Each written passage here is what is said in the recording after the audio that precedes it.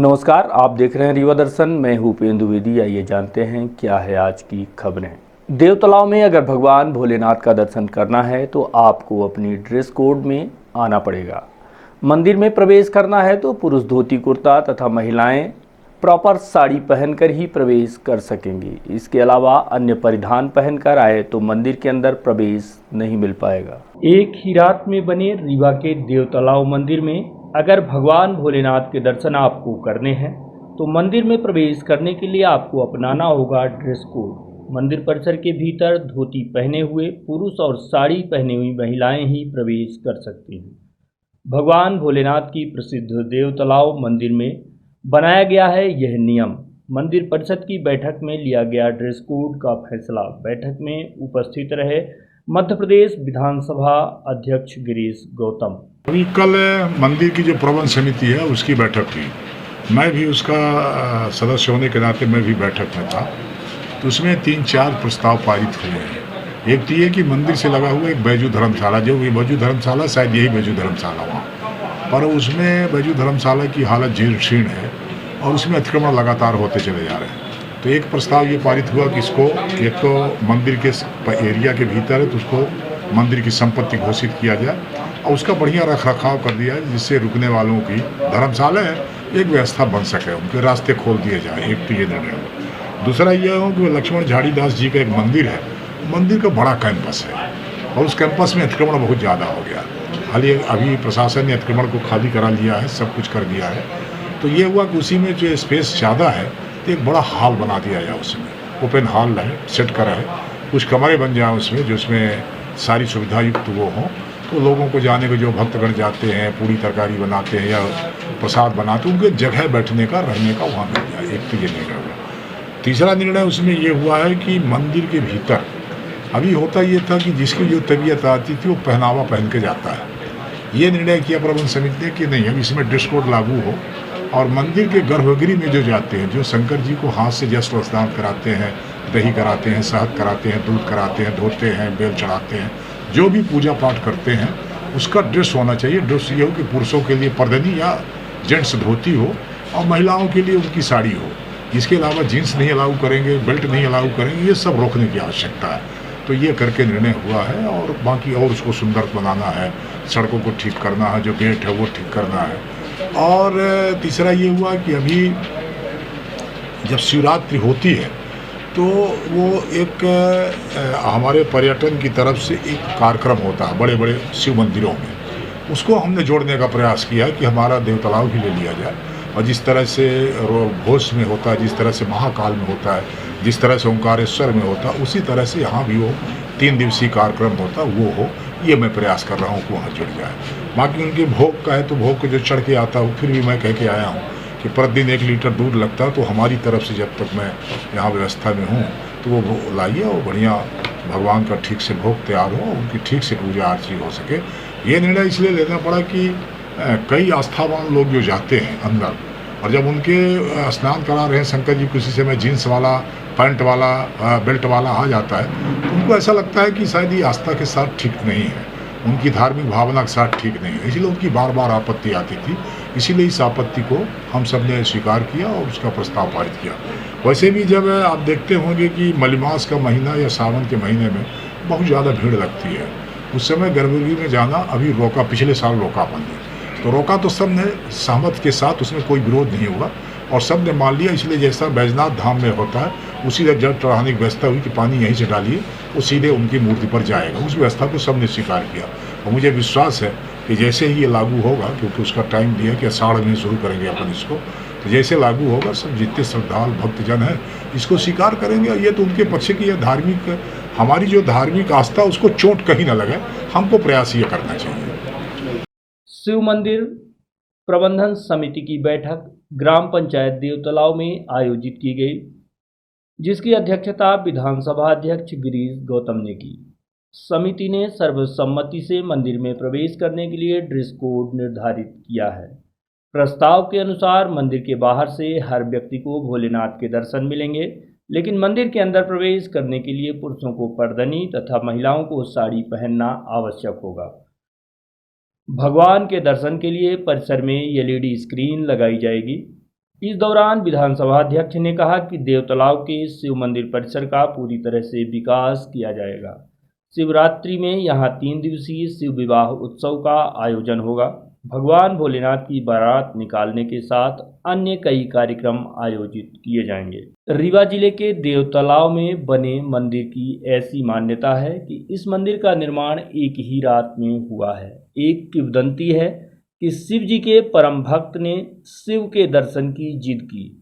इसके बाद स्वयंभू ने भगवान यहाँ पर मंदिर बनाने के लिए स्वयं विश्वकर्मा भगवान को आदेशित किया था। उसके बाद रातों रात विशाल मंदिर का निर्माण हुआ। यह मंदिर एक ही पत्थर पर बना हुआ है। अद्भुत मंदिर है जिसमें कहीं जोड़ देखने को नहीं मिलेगा।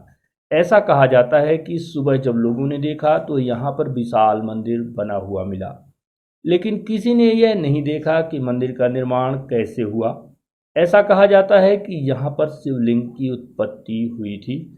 यह शिवलिंग दिन में 4 बार रंग बदलती है। इस शिवलिंग के बाद रीवा रियासत के महाराजा ने 4 अन्य मंदिरों का निर्माण कराया। बहरहाल मंदिर से भक्तों की आस्था जुड़ी हुई है और प्रतिवर्ष यहाँ 3 मेले लगते हैं और भगवान भोलेनाथ के दर्शन बिना चारों धाम की यात्रा पूरी नहीं होती। शहीद की पत्नी को सरकार का बड़ा तोहफा। शहीद की पत्नी रेखा बनी लेफ्टिनेंट।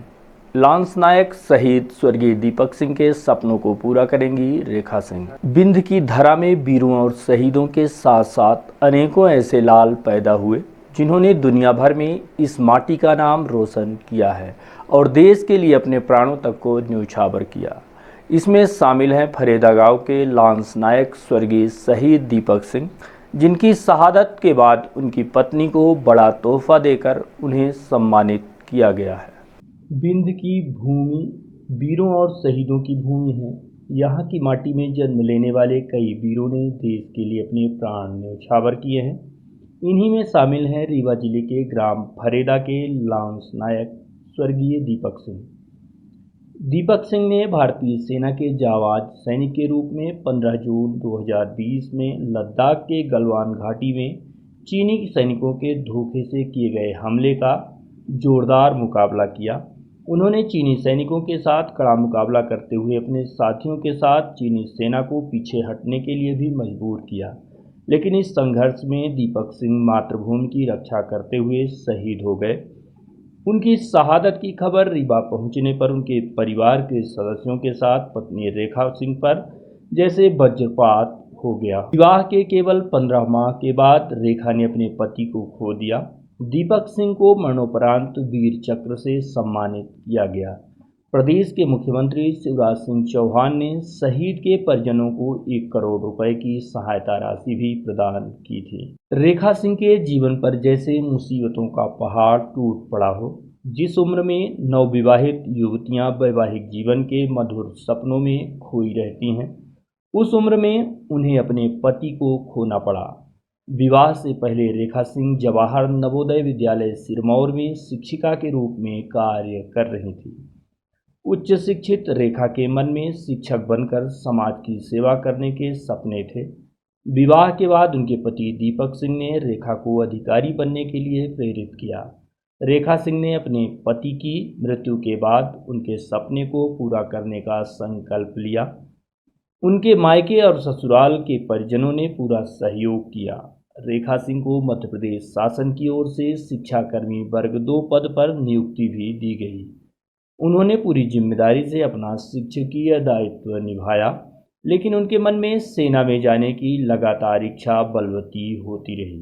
रेखा सिंह ने जिला सैनिक कल्याण कार्यालय से इस संबंध में चर्चा की। रेखा सिंह को रीवा जिला प्रशासन तथा जिला सैनिक कल्याण कार्यालय ने सेना में चयन के संबंध में उचित मार्गदर्शन और संवेदनशीलता के साथ सहयोग दिया। रेखा सिंह ने बताया कि जब कोई नवविवाहिता किसी कारणवश अपने पति को खो देती है तो परिवार और समाज उस बेटी के भविष्य को लेकर अनेक प्रश्न चिन्ह लगाने लगते हैं तथा तरह तरह के लांछन लगाकर भविष्य में आगे बढ़ने के सभी मार्ग बंद करने के प्रयास में जुट जाते हैं। मैं ऐसे व्यक्तियों का मुंह बंद करने और अपनी बहनों को हौसला देने के लिए सेना में शामिल हुई हूँ। मुझे उचित मार्गदर्शन मिला है। मैंने नोएडा जाकर सेना में भर्ती होने के लिए प्रवेश परीक्षा की तैयारियों का प्रशिक्षण भी लिया है। रीवा में मैंने फिजिकल ट्रेनिंग ली। अपने प्रथम प्रयास में मुझे सफलता नहीं मिली, लेकिन दूसरे प्रयास में मेरा चयन भारतीय सेना में लेफ्टिनेंट के पद पर हुआ। मेरा प्रशिक्षण 28 मई से चेन्नई में शुरू होगा। प्रशिक्षण पूरा होने पर 1 साल में मैं भारतीय सेना में लेफ्टिनेंट बनकर अपनी सेवाएं दूंगी। मेरा नाम रेखा सिंह है। मैं शहीद दीपक सिंह वीर चक्र की वाइफ हूँ।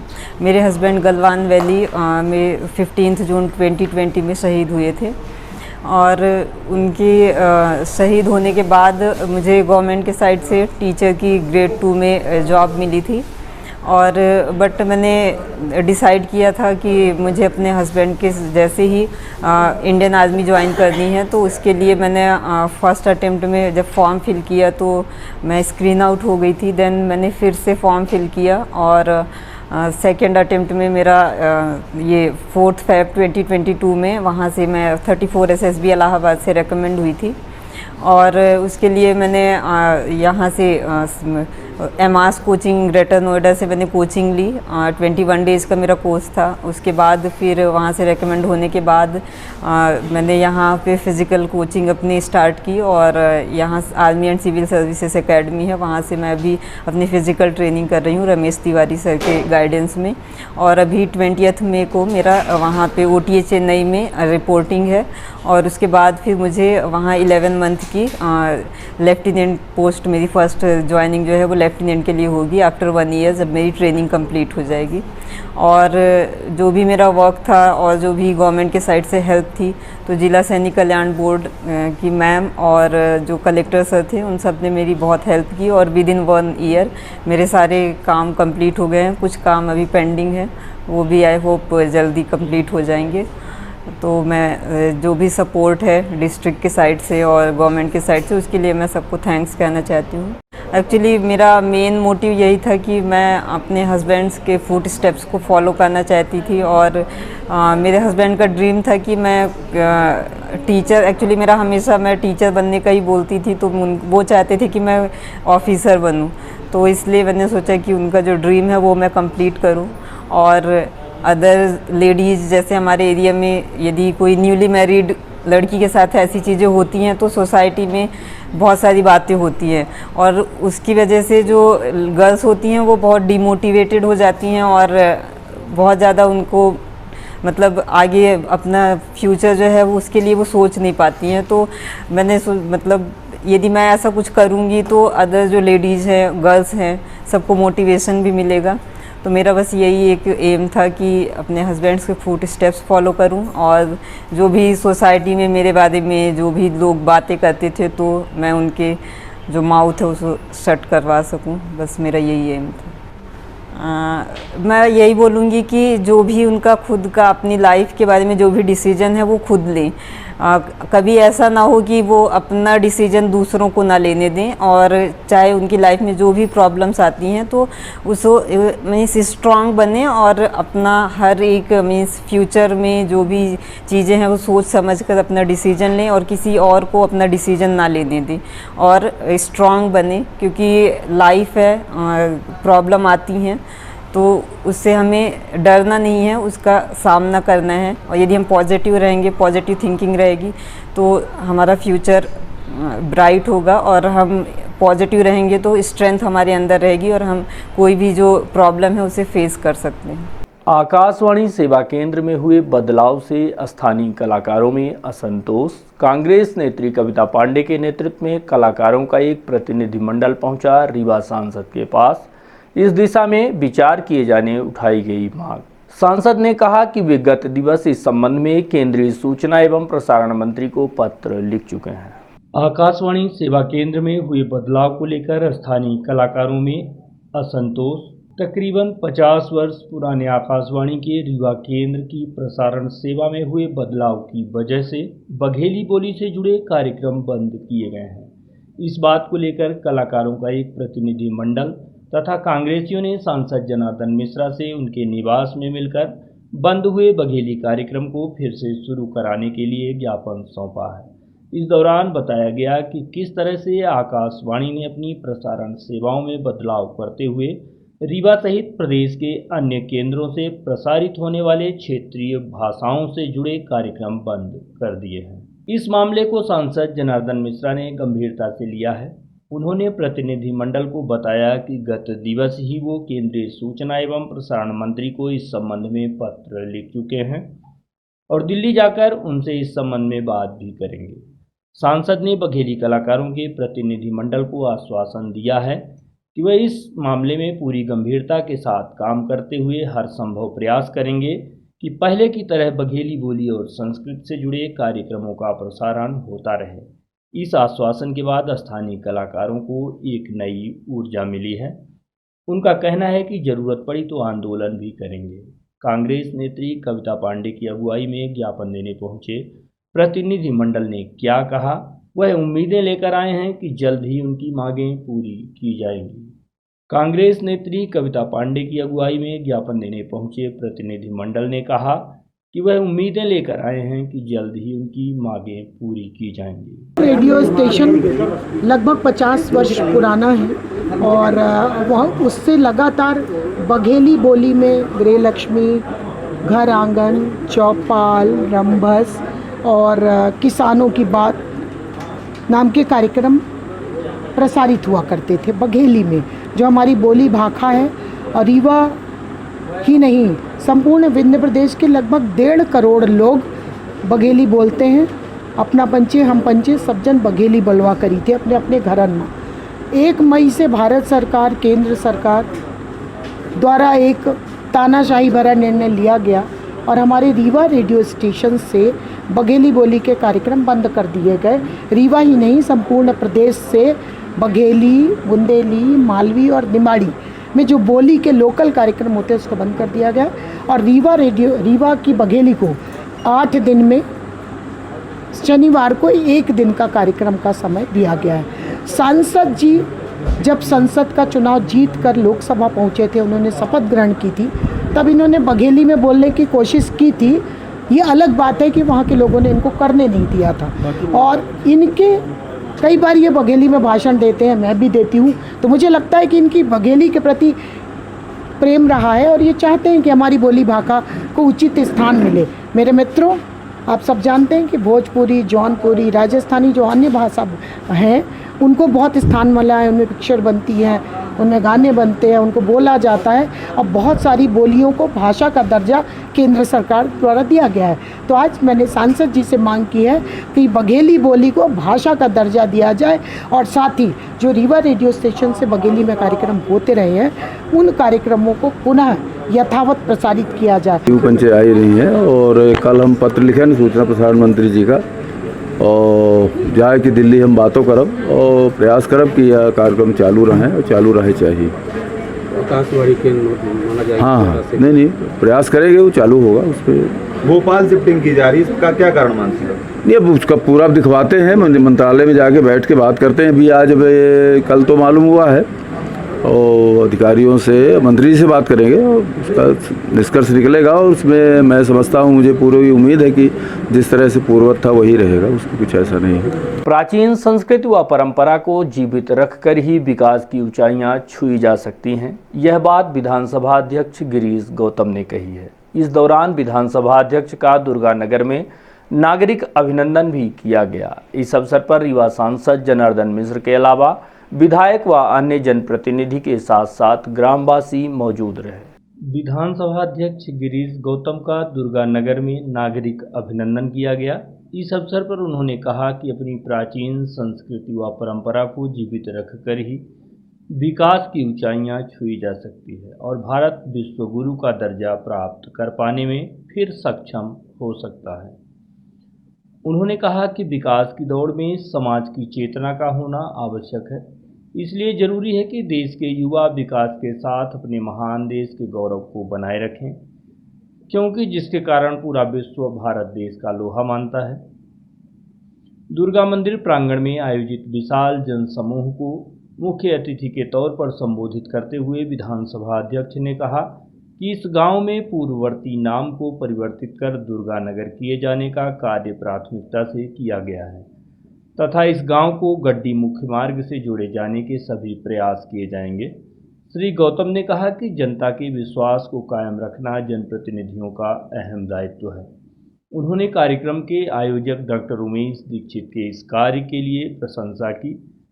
उन्होंने अपनी जन्मभूमि की सेवा के लिए हर संभव प्रयास किए हैं तथा एक सफल पत्रकार बनकर लोगों को अखबार का पाठक बनाकर रखने का भी कार्य किया है। इस अवसर पर अपने अध्यक्षीय उद्बोधन में सांसद जनार्दन मिश्र ने कहा कि इस गांव में स्वच्छता के क्षेत्र में उनके कार्य को पहचान दिलाई गई है, जिसके कारण मैंने स्वच्छता के सामाजिक क्रांति में अपना फर्ज निभाया है। उन्होंने कहा कि हर नागरिक को देश के सामाजिक व अन्य विकासशील कार्यों में अपनी सहभागिता निभानी होगी तथा नैतिक संबल मिलेगा और हमारा देश आर्थिक व सामाजिक ऊंचाइयां छूकर विश्व में अपना परचम लहरा सकेगा, क्योंकि सामाजिक चेतना की वृद्धि से देश आगे बढ़ता है। विधानसभा अध्यक्ष श्री गौतम व सांसद जनार्दन मिश्र आदर्श जनसेवक हैं। उन्होंने विधानसभा अध्यक्ष के साथ अपने घनिष्ठ संबंधों की चर्चा की तथा कहा कि श्री गौतम अपने स्वर्गीय पूज्य पिताजी की सेवा भाव की परंपरा के निर्वहन के क्रम को आगे बढ़ा रहे हैं। डॉक्टर उमेश दीक्षित के अपने गांव के सेवा भाव की प्रशंसा करते हुए उन्हें अनुकरणीय बताया। उन्होंने क्षेत्र के विकास के लिए अपना संकल्प भी दोहराया। इससे पूर्व कार्यक्रम के आयोजक डॉक्टर उमेश दीक्षित ने अतिथियों का स्वागत करते हुए गांव का नाम दुर्गानगर करने तथा गांव को मुख्य मार्ग से जोड़े जाने हेतु सड़क निर्माण कार्य को कराए जाने की मांग रखी। उन्होंने अतिथियों को अभिनंदन पत्र, प्रतीक चिन्ह तथा साल एवं श्रीफल सौंपकर सम्मानित किया। विधानसभा अध्यक्ष सहित अतिथियों का कार्यक्रम स्थल पहुंचने पर उपस्थित आचार्यों ने स्वस्ति वाचन कर अभिनंदन किया। अतिथियों ने दुर्गा मंदिर में मां दुर्गा की पूजा अर्चना की। कार्यक्रम में श्रीमती प्रज्ञा त्रिपाठी, श्री राम सिंह, सरदार Prahlad Singh, Kamaljeet Singh Dang, doctor CV Shukla, advocate सुशील तिवारी, अरविंद मिश्रा, अवधेश तिवारी, पुष्पेंद्र गौतम सहित कनौजा, लक्ष्मणपुर तथा आसपास के गांव की बड़ी संख्या में ग्रामीण जन, प्रबुद्ध वर्ग, नागरिक तथा पत्रकार उपस्थित रहे। कार्यक्रम का संचालन मोहनलाल तिवारी ने किया। एडवोकेट राजकुमार शुक्ला ने आभार प्रदर्शन के साथ ही कार्यक्रम का समापन किया। रीवा जिले का एक ऐसा गांव जिसका नाम लेने में गांववासी करते थे संकोच, जिसे बदलने की पहल अब आधिकारिक तौर पर भी शुरू हो चुकी है। गांव के लोगों ने पहले ही गांव का नाम बदलकर दुर्गानगर रख लिया था। अब रिकॉर्ड में दर्ज कराने की कवायद शुरू हो चुकी है। इसके लिए विधानसभा अध्यक्ष ने भी सहमति दी है। रीवा जिले में एक ऐसा गांव है जिसका नाम भी गांव वाले नहीं लेते। अगर इस गांव में किसी को आना होता है तो वह बस या ऑटो वाले को गांव का नाम नहीं बताकर बल्कि आसपास के गांव का नाम बताकर वहां पहुंचता है। फिलहाल गांव के लोगों ने स्वयं से इस गांव का नाम परिवर्तित कर दुर्गानगर कर लिया और आज गांव के ही दुर्गा मंदिर परिसर में सम्मान समारोह कार्यक्रम का आयोजन किया गया, जिसमें पहुंचे विधानसभा अध्यक्ष गिरीश गौतम, सांसद जनार्दन मिश्र एवं विधायक से गांव के लोगों ने गांव के नाम को शासकीय रिकॉर्ड में भी परिवर्तित कर दर्ज कराने की मांग की। इस पर विधानसभा अध्यक्ष ने गांव के नाम को बदलने की सहमति दी है। रीवा जिला मुख्यालय से करीब 15 किलोमीटर दूर गुड़ विधानसभा क्षेत्र में लक्ष्मणपुर के पास स्थित एक ऐसा गांव है जिसका नाम लेने पर गांव के लोग भी शर्माते हैं, क्योंकि उस गांव का नाम ऐसा है जिसे लेने से शर्मिंदगी महसूस होती है। कई वर्षों से गांव के लोग गांव के नाम को लेकर शर्मसार होते रहे, गांव का नाम बताने पर हंसी का पात्र भी होते रहे। इसलिए ग्रामीणों ने गांव का नाम लेना ही बंद कर दिया और जब भी किसी को अपने घर का पता बताना होता है, अपना गांव ना बताकर आसपास के गांव का नाम लेते थे। लेकिन मन में कहीं न कहीं गांव के नाम को लेकर लोगों के मन में पीड़ा थी और आज वह पीड़ा विधानसभा अध्यक्ष के सामने रखी गई। गांव के नाम पर शर्मिंदगी महसूस करने वाले ग्रामीणों ने गांव का नाम बदलकर दुर्गानगर कर दिया और अब इस गांव को शासकीय रिकॉर्ड में भी परिवर्तित कर दुर्गानगर करने की मांग विधानसभा अध्यक्ष के समक्ष रखी गई। दुर्गानगर स्थित दुर्गा माता मंदिर में सम्मान समारोह कार्यक्रम का आयोजन किया गया, जहां मध्य प्रदेश विधानसभा अध्यक्ष गिरीश गौतम, रीवा सांसद जनार्दन मिश्र, विधायक सहित ग्रामीण जन भारी संख्या में उपस्थित रहे। कार्यक्रम में पहले जनप्रतिनिधियों को सम्मान पत्र देकर उनका सम्मान किया गया। उसके बाद लोगों को संबोधित करते हुए विधानसभा अध्यक्ष ने गांव के नाम को लेकर ग्रामीणों की पीड़ा को समझा और उन्हें गांव के नाम को बदलकर शासकीय रिकॉर्ड में भी दुर्गानगर करने का आश्वासन दिया। मध्य प्रदेश राज्य शूटिंग अकादमी का प्रतिभा चयन कार्यक्रम संपन्न। सैकड़ों प्रतिभावान छात्रों ने शूटिंग में भाग लिया। इस दौरान बतौर मुख्य अतिथि रीवा पुलिस कप्तान नवनीत भसीन मौजूद रहे, जिन्होंने इस कार्य की सराहना करते हुए कहा कि रीवा के लिए यह एक अच्छा संदेश है। खेल एवं युवा कल्याण विभाग द्वारा संचालित मध्य प्रदेश राज्य शूटिंग अकादमी में प्रतिभा चयन के लिए टीआरएस कॉलेज के इंडोर हॉल में रीवा संभाग के खिलाड़ियों ने अपनी प्रतिभा का कौशल दिखाया। इस अवसर पर पुलिस अधीक्षक नवनीत भसीन ने कहा कि युवा आज भी शूटिंग के खेल को पसंद करते हैं। युवा इस खेल में अपना भविष्य बना सकते हैं। शूटिंग में सैकड़ों खेल प्रतिभावानों ने भाग लिया। यह शूटिंग के खेल के लिए एक अच्छा संदेश है। संभागीय खेल अधिकारी MK धौलपुरी ने इस संबंध में बताया कि शूटिंग खेल में प्रथम चरण में सैकड़ों युवाओं ने भाग लिया। खिलाड़ियों की योग्यता, लगन, शारीरिक रचना, ऊंचाई और वजन के आधार पर दूसरे चरण में चयनित खिलाड़ियों को भोपाल ले जाया जाएगा। इस अवसर पर भोपाल शूटिंग अकादमी के प्रशिक्षक वैभव शर्मा, राज्यवर्धन सिंह, इंद्रजीत सिंह, सिकंदर, रीतिका शर्मा, लवकुश मिश्रा, अमर सिंह जाटव, दिलीप सिंह, विनय भारती एवं ममता साकेत उपस्थित रहे। का शुभारंभ हुआ है, किस तरीके से बच्चों को यहाँ ट्रेनिंग दी जाती है? जैसा कि आप देख रहे हैं कि आजकल विभिन्न खेलों में काफ़ी उत्कृष्ट प्रदर्शन हमारे बच्चे कर रहे हैं और शुरुआती दौर से ही उनको किसी विशेष खेल में कैसे ट्रेन किया जाए, उनकी अभिरुचि जानकर उस खेल में उनको और अधिक उन्नत प्रशिक्षण दिया जाए, इस क्रम में ये कार्यक्रम आज यहाँ रखा गया है और इतनी बड़ी संख्या में बच्चे आए हैं। और विशेष बात यह है, ये ऊर्जावान बच्चे तो आए हैं, साथ में इनके पेरेंट्स भी इस बात का एहसास कर रहे हैं कि खेलों का महत्व कितना अधिक है जीवन में, और उसको देखते हुए ये कार्यक्रम काफ़ी सफलतापूर्वक यहाँ पर आयोजित किया जा रहा है। ये मैं बता दूं, प्रतियोगिता नहीं है, ये स्टेट शूटिंग एकेडमी की टैलेंट सर्च है। हमारे भोपाल से एक्सपर्ट्स आए हैं, वैभव आए हैं, राजवर्धन आए हैं, सिकंदर जी आए हैं, अपराजिता आई हुई है। ये हमारे स्टेट एकेडमी के कोचेज़ हैं जो सीधी, सिंगरौली, सतना और रीवा के बच्चों का टैलेंट सर्च कर रहे हैं, जो शूटिंग खेल में अपना रुझान रखते हैं, रुचि रखते हैं। उसमें शॉटगन है, राइफ़ल है और एयरगन है। ये तीनों खेल में जो रुचि रखते हैं उन बच्चों का यहाँ पे इनका ट्रायल लिया जा रहा है, और जो बच्चा इसमें उनको प्रतिभाशाली लगेगा हमारे प्रशिक्षकों को, वो फिर दूसरे चरण के लिए भोपाल में बुला के फिर इनका ट्रायल लेंगे। इन बच्चों का चयन हो जाएगा एकेडमी में, तो किस तरीके से सुविधाएं? जी, ये शासन की पूरा पैकेज है। बहुत सारी हमारी एकेडमीज चल रही है कई, उसमें ये भी राज्य शूटिंग एकेडमी है, जिसमें अगर बच्चा अंतिम चयन हो जाता है तो उसकी शिक्षा की जवाबदारी, खेल की जवाबदारी और उसके रहने और खाने की जवाबदारी, अगर वो प्लेयर पूरे टूर्नामेंट में खेलने जाता है तो समस्त व्यय शासन उठाएगी। रीवा मुंबई स्पेशल ट्रेन में लगाए जाएंगे 2 अस्थायी शयनयान श्रेणी के कोच। रीवा मुंबई के बीच ट्रेन चलाए जाने लंबे समय से मांग थी, जिसे रीवा सांसद जनार्दन मिश्र की पहल पर रेल मंत्रालय व रेल प्रशासन ने फिलहाल स्पेशल ट्रेन चलाकर पूरा किया है। इस रेल सेवा के बाद बिंद भर के लोगों में बड़ा उत्साह देखा जा रहा है। रेल में बढ़ती यात्रियों की भीड़ को देखते हुए अब इस गाड़ी में 2 अतिरिक्त कोच अस्थायी रूप से लगाए जाने का निर्णय लिया गया है।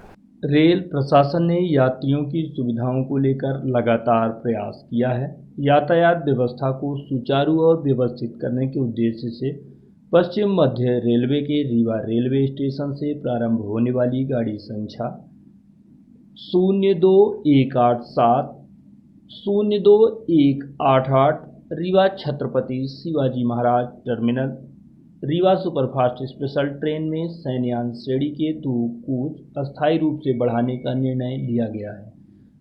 यह कदम स्वागत योग्य है। अस्थायी कोच के लगने से 144 बर्थ की अतिरिक्त सुविधा रेल यात्रियों को मिलने लगेगी। आइए हम आपको इस संबंध में विस्तार से जानकारी देते हैं। आपको बता दें कि गाड़ी संख्या 02187 Rewa Chhatrapati Shivaji Maharaj terminus superfast special train में 12 मई 2022 को रीवा स्टेशन से रवाना तथा वापसी में गाड़ी संख्या 02188 Chhatrapati Shivaji Maharaj terminus Rewa superfast special train में CSMT स्टेशन से 2 शयनयान श्रेणी के कोच अस्थायी रूप से लगाने का निर्णय लिया गया है। रेल प्रशासन के इस निर्णय से गर्मी के सीजन में बढ़ते यातायात के दबाव से राहत मिलेगी और रीवा, सतना, मैहर, कटनी, जबलपुर, नरसिंहपुर, गाडरवारा, पिपरिया, इटारसी, हरदा आदि शहर के रेल यात्रियों को शयनयान श्रेणी में 144 बर्थ की अतिरिक्त सुविधा भी मिल जाएगी। आपको बता दें कि इस गाड़ी में 2 कोच बढ़ जाने से अब वातानुकूलित प्रथम तथा द्वितीय श्रेणी वातानुकूलित के अलावा तृतीय श्रेणी वातानुकूलित शयनयान श्रेणी के अलावा 4 सामान्य श्रेणी एवं 2 SLRD सहित कुल 21 कोच लगाए गए हैं ताकि यात्रियों को किसी भी प्रकार की असुविधा का सामना ना करना पड़े। इंजीनियरिंग कॉलेज के छात्रों ने कॉलेज परिसर में लगाया सोलर पावर प्लांट, जिससे बिजली की आपूर्ति का मार्ग सुगम होगा। बिजली की इन दिनों बढ़ रही मांग तथा परंपरागत बिजली उत्पादन इकाइयों से मांग के अनुरूप बिजली की आपूर्ति न हो पाने से बिजली के लिए वैकल्पिक उपाय किए जा रहे हैं। इसका सबसे बड़ा कारगर साधन सोलर पावर प्लांट है। इंजीनियरिंग कॉलेज रीवा के विद्यार्थियों ने अपने प्रोजेक्ट वर्क में 1 किलोवाट के of grid working solar plant का निर्माण कर उसे महाविद्यालय में स्थापित किया है। आत्मनिर्भर मध्य प्रदेश की संकल्पना एवं ऊर्जा संरक्षण के सिद्धांत पर आधारित इस सोलर पावर प्लांट के अंतर्गत मैटलैब सॉफ्टवेयर के द्वारा सिमुलेशन मॉडल तैयार किया गया है, जो कि प्रदूषण रहित ऊर्जा स्रोत के रूप में कार्य कर तापमान नियंत्रण का कार्य भी करेगा। महाविद्यालय के इलेक्ट्रिकल इंजीनियरिंग विभाग की प्राध्यापक प्रोफेसर अर्चना ताम्रकार के निर्देशन में इलेक्ट्रिकल ब्रांच के अंतिम वर्ष के 20 छात्रों के समूह द्वारा यह महत्वाकांक्षी परियोजना का कार्य पूर्ण किया गया है एवं उत्पन्न बिजली से महाविद्यालय के 2 कमरों के बिजली पंखे आदि उपकरण चलाने में उपयोग किया जा रहा है। पूर्व मंत्री राजेंद्र शुक्ल ने स्पोर्ट्स कॉम्प्लेक्स के प्रवेश द्वार का भूमि पूजन किया है। 5,43,000 रुपए की लागत से यह स्पोर्ट्स कॉम्प्लेक्स बनाया जा रहा है। पूर्व मंत्री एवं रीवा विधायक राजेंद्र शुक्ल ने स्पोर्ट्स कॉम्प्लेक्स में 5,43,000 रुपए की लागत से 18 मीटर चौड़ा व 9 मीटर ऊंचा बनने वाले मुख्य द्वार का भूमि पूजन किया है। यह मुख्य द्वार स्टेडियम और स्पोर्ट्स कॉम्प्लेक्स का प्रवेश द्वार रहेगा, जो दोनों को जोड़ेगा। भूमि पूजन के दौरान अवधेश प्रताप सिंह विश्वविद्यालय के कुलपति राजकुमार आचार्य उपस्थित रहे। कार्यक्रम को संबोधित करते हुए रीवा विधायक श्री शुक्ल ने कहा कि विश्वविद्यालय का स्टेडियम हमारे लिए बड़ी धरोहर है। इसमें अब राष्ट्रीय स्तर के स्पोर्ट्स कॉम्प्लेक्स के जुड़ने से और भी भव्य हो गया है। उन्होंने कहा कि स्पोर्ट्स कॉम्प्लेक्स का जब शुभारंभ किया जाएगा तब यह नेशनल लेवल का फुटबॉल टूर्नामेंट आयोजित होगा। इसके लिए अभी से तैयारियां की जा रही हैं। उन्होंने कहा कि यह स्पोर्ट्स कॉम्प्लेक्स देश के गिने चुने स्पोर्ट्स कॉम्प्लेक्स में से एक रहेगा। इसके लिए उन्होंने निर्माण कार्य से जुड़े अधिकारियों कर्मचारियों को निर्देशित किया है कि इसका कार्य गुणवत्तापूर्ण शीघ्र कराया जाए। श्री शुक्ल ने कहा कि अक्सर देखा गया है कि स्टेडियम में जब भी कोई खेल का आयोजन होता है तो वाहन पार्किंग सड़क पर की जाती है, जिससे लोगों को आवागमन में दिक्कत होती है। इसके लिए उन्होंने कहा कि वाहन पार्किंग के लिए स्टेडियम के बाउंड्री वॉल से लगी काफ़ी जगह है, यहाँ पार्किंग की भी व्यवस्था बनाई जाए। कार्यक्रम को अवधेश प्रताप सिंह विश्वविद्यालय कुलपति राजकुमार आचार्य ने संबोधित किया। कार्यक्रम का संचालन MBA विभाग के विभागाध्यक्ष अतुल पांडे ने किया। कार्यक्रम में तकनीकी प्रतिवेदन कार्यपालन यंत्री PIU RM सिंह ने किया तथा आभार प्रदर्शन अवधेश प्रताप सिंह विश्वविद्यालय के रजिस्ट्रार सुरेंद्र सिंह ने किया। इस दौरान PIU विभाग के इंजीनियर व गणमान्य अधिकारी मौजूद रहे। तो ये थी आज की प्रमुख खबरें। देखते रहिए रीवा दर्शन। दीजिए हमें इजाजत। नमस्कार।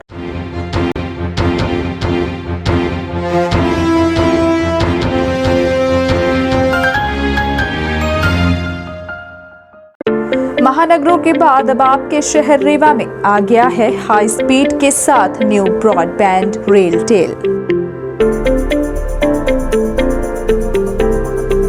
जिसमें आपको मिलेगी अच्छी स्पीड और बेहतर सर्विस। तो न्यू ब्रॉडबैंड कनेक्शन के लिए संपर्क करें VPS केबल नेटवर्क, पता John tower 2nd floor near college chowk Rewa.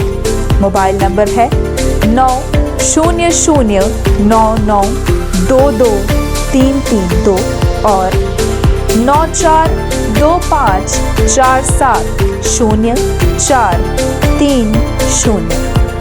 धन्यवाद।